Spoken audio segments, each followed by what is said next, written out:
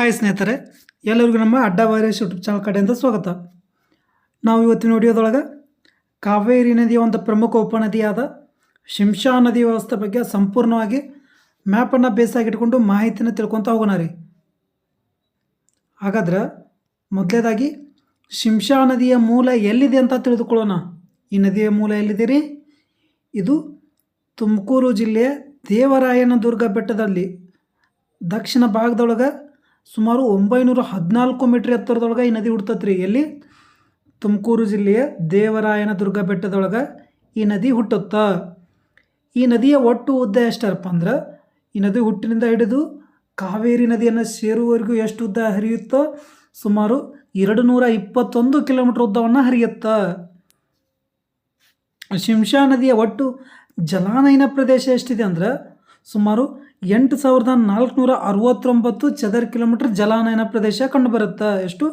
8469 ಚದರ ಕಿಲೋಮೀಟರ್ ಜಲಾನಯನ ಪ್ರದೇಶ ಕಂಡುಬರುತ್ತೆ.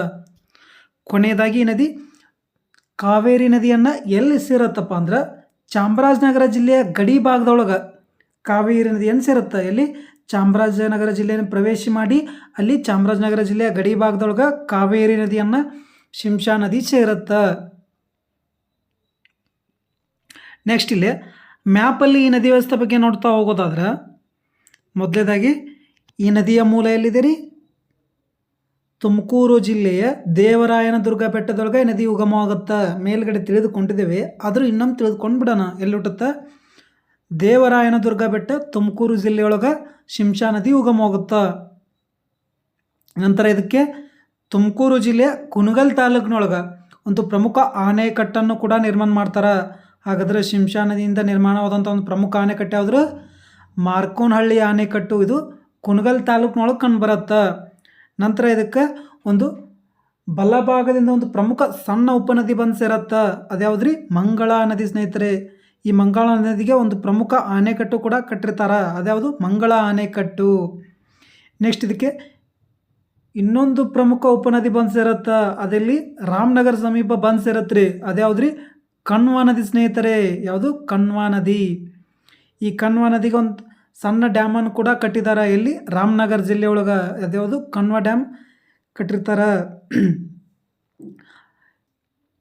ಶಿಂಷಾ ನದಿಯ ಬಲದಂಡೆಯ ಮೇಲೆ ಕೊಕ್ಕರಬೆಳ್ಳೂರು ವನ್ಯಜೀವಿಧಾಮ ಕೂಡ ಕಂಡುಬರುತ್ತೆ.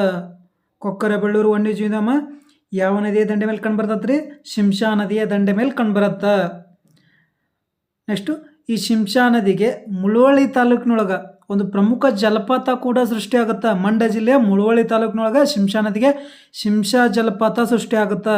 ಕೊನೆಯದಾಗಿ ಈ ನದಿ ಶಿವನ ಸಮುದ್ರ ಜಲಪಾತದ ಬಳಿ ಕಾವೇರಿ ನದಿಯನ್ನು ಸೇರುತ್ತೆ. ಎಲ್ಲಿ ಸೇರುತ್ತೆ? ಚಾಮರಾಜನಗರ ಜಿಲ್ಲೆಯ ಗಡಿ ಭಾಗದೊಳಗೆ ಶಿವನ ಸಮುದ್ರ ಸಮೀಪ ಕಾವೇರಿ ನದಿಯನ್ನು ಶಿಂಷಾ ನದಿ ಸೇರುತ್ತೆ. ನೆಕ್ಸ್ಟ್ ಇಲ್ಲಿ ನಾವು ಶಿಂಷಾ ನದಿಯಿಂದ ಸೃಷ್ಟಿಯಾದಂಥ ಜಲಪಾತ ಮತ್ತು ಆಣೆಕಟ್ಟುಗಳ ಬಗ್ಗೆ ನೋಡಿದ್ವಲ್ಲ, ಅವುಗಳ ಬಗ್ಗೆ ಸಂಪೂರ್ಣ ಮಾಹಿತಿಯನ್ನು ಇಲ್ಲಿ ತಿಳ್ಕೊತ ಹೋಗೋಣ. ಶಿಂಷಾ ನದಿಯ ಮೇಲೆ ಸೃಷ್ಟಿಯಾದಂಥ ಒಂದು ಪ್ರಮುಖ ಆಣೆಕಟ್ಟು ಯಾವುದು? ಮಾರ್ಕೋನಹಳ್ಳಿಯ ಆಣೆಕಟ್ಟು. ಹಾಗಾದ್ರೆ ಈ ಆಣೆಕಟ್ಟೆಯಲ್ಲಿ ಕಂಡುಬರುತ್ತಾ? ತುಮಕೂರು ಜಿಲ್ಲೆಯ ಕುಣಗಲ್ ತಾಲೂಕಿನೊಳಗೆ ಈ ಆಣೆಕಟ್ಟನ್ನು ಶಿಂಷಾ ನದಿಗೆ ಅಡ್ಡಲಾಗಿ ನಿರ್ಮಾಣ ಮಾಡ್ತಾರೆ. ಹಾಗಾದ್ರೆ ಈ ಮಾರ್ಕೋನಹಳ್ಳಿಯ ಆಣೆಕಟ್ಟನ್ನು ಯಾರು ನಿರ್ಮಾಣ ಮಾಡಿಸ್ತಾರಪ್ಪ ಅಂದ್ರೆ ಮೈಸೂರು ಒಡೆಯರಾದ 4ನೇ ಕೃಷ್ಣರಾಜ ಒಡೆಯರ್ ಅವರು ಈ ಆಣೆಕಟ್ಟನ್ನು ನಿರ್ಮಾಣ ಮಾಡಿಸ್ತಾರೆ. ಅಂದಿನ ದಿವಾನರು ಯಾರಾಗಿರ್ತಾರಪ್ಪ ಅಂದ್ರೆ ಸರ್ ಎಂ ವಿಶ್ವೇಶ್ವರಯ್ಯನವರ ಮಾರ್ಗದರ್ಶನದೊಳಗೆ ಈ ಆಣೆಕಟ್ಟು ನಿರ್ಮಾಣವಾಗಿದೆ ಸ್ನೇಹಿತರೆ. ಈ ಆಣೆಕಟ್ಟೆಯ ಅಷ್ಟು ಜಲಾನಯನ ಪ್ರದೇಶ ಎಷ್ಟಿದೆ ಅಂದ್ರೆ ಈ ಆಣೆಕಟ್ಟೆ ನಿರ್ಮಾಣದ ಹಿನ್ನೀರಿನ ಜಲಾನಯನ ಪ್ರದೇಶ ಎಷ್ಟಿದೆ ಅಂದ್ರೆ ಸುಮಾರು 4103 ಚದರ ಕಿಲೋಮೀಟರ್ ಜಲಾನಯನ ಪ್ರದೇಶ ಕಂಡುಬರುತ್ತೆ. ಈ ಆಣೆಕಟ್ಟು ಸರಿಸುಮಾರು 6070 ಹೆಕ್ಟೇರ್ ಕೃಷಿ ಭೂಮಿಗೆ ನೀರಾವರಿಯನ್ನು ಒದಗಿಸುತ್ತೆ. ಎಷ್ಟು? 6070 ಹೆಕ್ಟೇರ್ ಕೃಷಿ ಭೂಮಿಗೆ ನೀರಾವರಿಯನ್ನು ಒದಗಿಸುತ್ತೆ.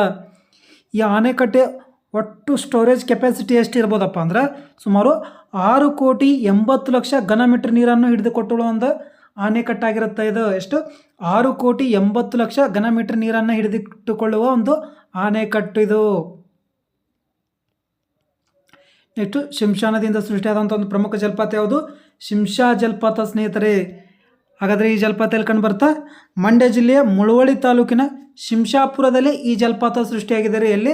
ಶಿಂಷಾಪುರದಲ್ಲಿ ಈ ಜಲಪಾತ ಸೃಷ್ಟಿಯಾಗತ್ತೆ.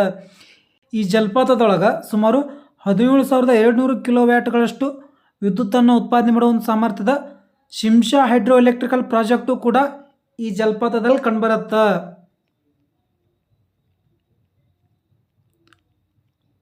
Thank you friends. ಈ ಮಾಹಿತಿ ನಿಮಗೆ ಇಷ್ಟವಾಗಿದ್ದರೆ ನಮ್ಮ ಚಾನಲ್ ಆದ ಅಡ್ಡಾ ವೈರಸ್ ಯೂಟ್ಯೂಬ್ ಚಾನಲ್ಗೆ ಲೈಕ್ ಮಾಡಿ, ಶೇರ್ ಮಾಡಿ, ಸಪೋರ್ಟ್ ಮಾಡಿ. ಕೆಳಗಡೆ ಕಮೆಂಟ್ ಬಾಕ್ಸ್ ಒಳಗೆ ನಿಮ್ಮ ಅನಿಸಿಕೆಗಳನ್ನು ತಿಳಿಸಿ. Once again thank you.